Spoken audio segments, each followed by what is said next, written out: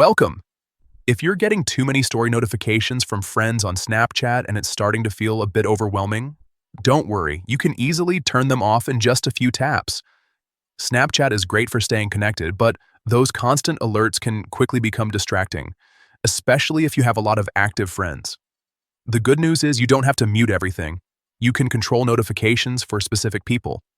Let's walk through how to do it step by step. First, open your Snapchat app.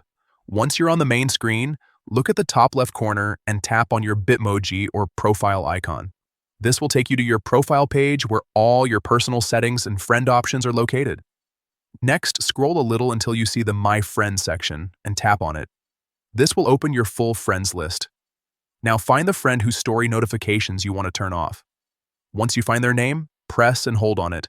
A menu will pop up with several options. From that menu, tap on Story Settings. This is where Snapchat lets you customize how you interact with that person's stories. Inside Story Settings, you'll see the option for story notifications.